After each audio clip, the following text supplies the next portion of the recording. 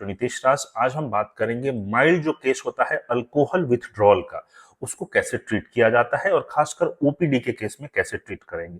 क्योंकि देखिए, मॉडरेट और सीवियर जो केसेस होता है जिसमें फीट्स आ रहा है, मिर्गी के दौरे आ रहे हैं, ऐसे केस को आपको डेफिनेटली जो है हायर सेंटर में रेफर कर देना चाहिए। इसको ओपीडी बेसिस में ट्रीट ना करें। माइल्ड केसेस को कैसे ट्रीट करते हैं? सबसे पहले आपको थायमीन देना है। थायमीन का इंजेक्शन इसलिए जरूरी है क्योंकि थायमीन के चलते जो है ब्रेन प्रोटेक्टेड रहेगा। तो थायमीन अगर नहीं देंगे और ग्लूकोज या अदर थिंग्स देना शुरू कर देंगे इंजेक्टेबल फॉर्म्स में, तो और ज्यादा साइकोसिस ये सब और ज्यादा बढ़ जाएगा। तो थायमीन का इंजेक्शन दे सकते हैं। पहले न्यूरोबियम जो आता था इंजेक्शन, उसमें थायमीन होता था। आजकल जो न्यूरोबियम फोर्ट आरएफ आता है उसमें नहीं होता है थायमीन। तो या तो आप थायमीन अलग से दीजिए, या पहले वाला अगर न्यूरोबियम फोर्ट अगर मिलता है जिसमें ऑलरेडी थायमीन 100 मिलीग्राम है तो वो दे सकते हैं। अब बात आती है दूसरा स्टेप में। दूसरे स्टेप में क्या करते हैं कि कोई भी बेंजोडाइजिपिन ग्रुप की दवा देते हैं। अब बेंजोडाइजिपिन क्या करेगा?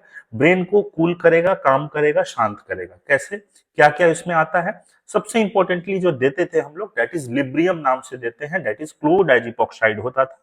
हालांकि अभी भी ये बहुत ज्यादा यूज होता है और सबसे टाइम टेस्टेड दवा है ये। और क्या होता है? वेलियम मतलब डायजिपाम दे सकते हैं।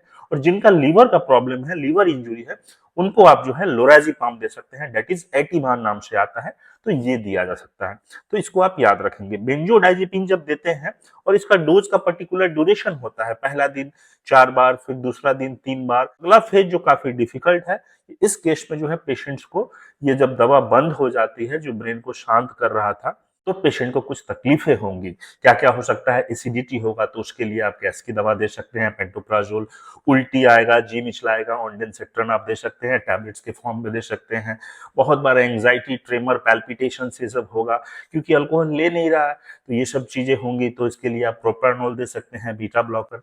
या बहुत बार बीपी बढ़ गया, नर्वसनेस है, तो क्लोनिडीन भी दिया जाता है, अर्कामिन नाम से आता है, ये भी दिया जाता है। नींद की अगर प्रॉब्लम होती है तो जोलफ्रेस या जोलपीडेम जो है ये दवाइयां दी जा सकती है। रिलैप्स को प्रिवेंट करना है। अब रिलैप्स कैसे प्रिवेंट होगा? तो रिलैप्स मतलब कि ये जो क्रेविंग है, ये इसको प्रिवेंट करना है और यही मेन चैलेंज है।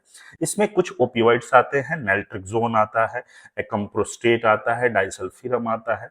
तो ये दवाइयां, और ये तीनों में से कोई भी एक दवा जो है ये लॉन्ग टर्म चलेगा। लॉन्ग टर्म 6 महीने, 1 साल, उससे भी ज्यादा चलेगा।